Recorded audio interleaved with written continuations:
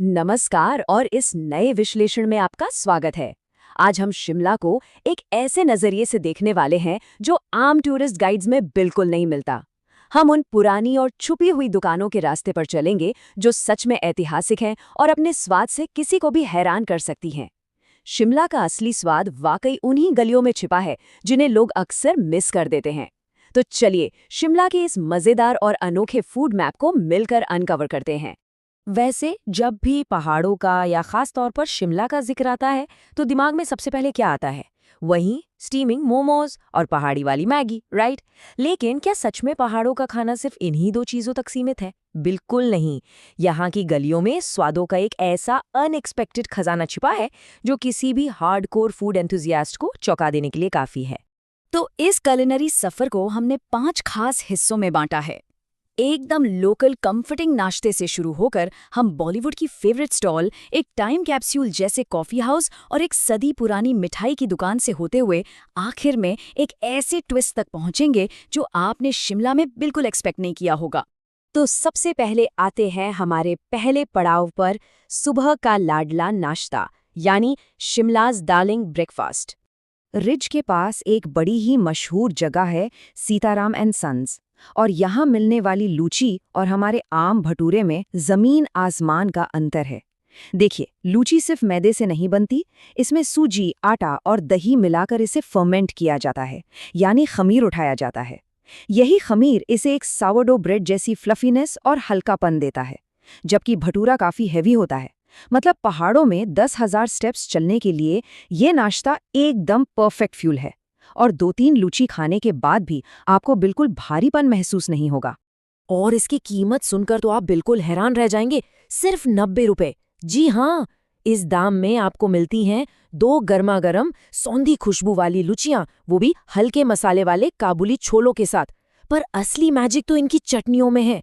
एक तरफ गुड़ और खजूर की मीठी चटनी और दूसरी तरफ बिल्कुल रुई जैसी हल्की और फ्रेश पुदीने की चटनी, साथ में प्याज का क्रंच। Absolutely brilliant. अब बढ़ते हैं अपने दूसरे पड़ाव की तरफ, बॉलीवुड फेमस छोले कुलचे, एक सच्चा ब्लॉकबस्टर बाइट। लक्कड़ बाजार की डीएवी स्कूल के पास वाली इस स्टॉल का इतिहास बड़ा दिलचस्प है। अगर टाइमलाइन देखें तो शिमला 1860s में ब्रिटिश समर कैपिटल था, फिर 1957 में इंडियन कॉफ़ी हाउस खुला, जिसके बारे में हम आगे बात करेंगे। पर 2009 में आई फिल्म 3 इडियट्स ने यहाँ लक्कड़ बाजार में कमलेश जी के एक छोटे से छोले कुलचे के स्टॉल को ओवरनाइट पॉप कल्चर का हिस्सा बना दिया, और तभी से ये शिमला फूड टूर का एक अल्टीमेट स्टॉप बन चुका है। कमलेश जी खुद इस किस्से को बड़े मजे से बताते हैं। वो कहते हैं कि जब शूटिंग चल रही थी तब वो बस सेट पर सबको खाना खिलाने गए थे, पर उनके अमूल चीज वाले कुलचे इतने कमाल के थे कि पिक्चर बनते बनते वो स्टॉल खुद ही फिल्म में शामिल हो गया। आप अभी भी फिल्म में करीब 1 घंटा 24 मिनट के मार्क पर इनकी स्टॉल देख सकते हैं। करीना कपूर और आमिर खान को अपने कुलचे खिलाने का ये अनुभव सच में इनके स्टॉल के लिए एक गेम चेंजर रहा।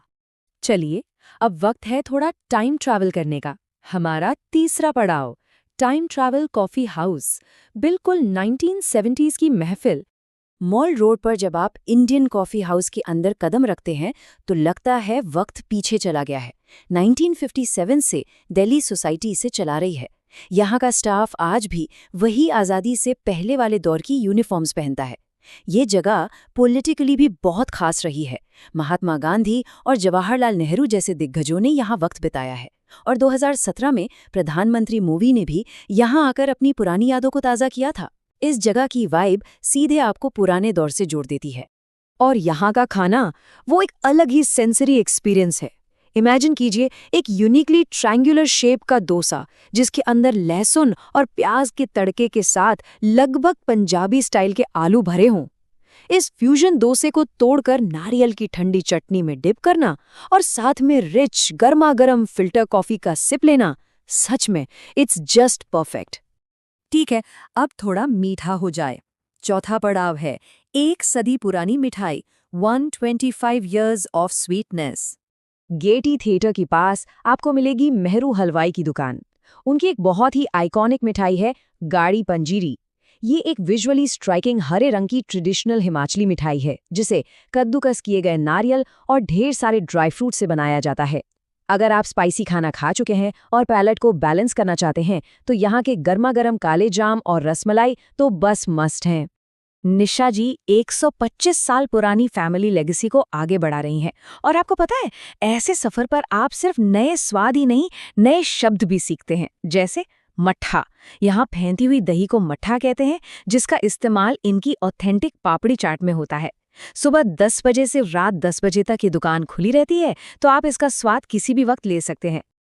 और अब आते हैं हमारे 5वें और आखिरी पड़ाव पर, एक ऐसा ट्विस्ट जिसने सच में हैरान कर दिया, शिमला में राजस्थान ट्विस्ट। सोचिए, बर्फ से ढकी पहाड़ियों के बीच 14th मिडिल बाजार में एक शुद्ध मिट्टी के बर्तनों वाला ऑथेंटिक राजस्थानी रेस्टोरेंट मिल जाना।